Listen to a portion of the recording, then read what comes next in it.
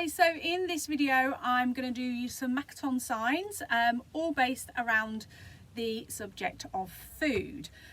So I'll do an actual sign for food, I'll also do one for dinner, and then I'll do some for things like sandwich, cereal, cake, biscuit, perhaps a few fruit signs as well, so that you've got a bit of a variety of food related signs that you can practice with your child. So we'll start with food itself. So you take your dominant hand, put your fingers together, and then you tap by the side of your mouth. Food. But you can also use that when you're talking about food related events. So would you like some snack? Would you like some dinner? Are you hungry? So you're indicating that you're talking about having something to eat. So it can be used not just for the actual word food. The other one I really like is dinner, and I think this is a really good visual one for a lot of children. You take two fingers on your hands together, hold them like a knife and fork, and you literally mimic eating your dinner. So dinner, dinner. So that is the sign for dinner, but again you could use that sign and say, oh, it's breakfast, it's lunch, it's dinner, it's time to eat. But I think it's a really nice good visual clue that it's time to eat. So that's a great one to use. So we'll do a few foodie items. So cereal for breakfast, a lot of children have cereal.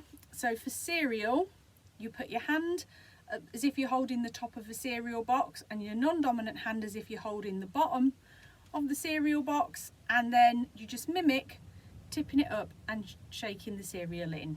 So cereal, cereal. Okay. Lunchtime you might have a sandwich. So sandwich is non-dominant hand flat with the palm up, dominant hand palm down and on top of it. Sandwich.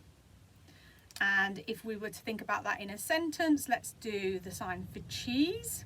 So the sign for cheese is non-dominant hand palm up, dominant hand makes a wedge like cheese. So you might say, would you like a cheese sandwich for your lunch? Okay.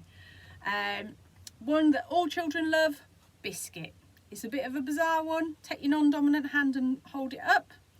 Dominant hand, fingers together, tap here by your elbow. So biscuit, biscuit. And another child favourite, cake. Non-dominant hand, palm down. Dominant hand, make it into a little round with your fingers, like a little round sponge. Put it on top like a birthday cake, and cake. Cake. So now we've done all the unhealthy ones, let's look at something a little bit more healthy. So one for soup. So you hold your non-dominant hand with a little bit of a bow in it, like a bowl. Dominant hand the same on top. And soup. Soup. So you move it up to your mouth. Soup. Okay. Vegetables. So you might want to talk to your child about vegetables. Take your non-dominant hand, hold it in a fist. Get your dominant hand, put your first two fingers in the form of a V, and then mimic peeling a vegetable. Vegetable. Vegetable. Okay. And we'll finish off with some fruit ones. So for banana, you take your non-dominant hand as if you're holding a banana. With your dominant hand, you peel the banana. Banana. Okay. And apple, dominant hand as if you're holding an apple, then you mimic taking a bite of the apple. So apple. Apple. Okay. And the last one I'm going to do is for orange. So you put your hand, your dominant hand with your fingers together, round in a circle but not quite touching, and then you hold it by the corner of your mouth, and then you just squeeze your fingers together twice.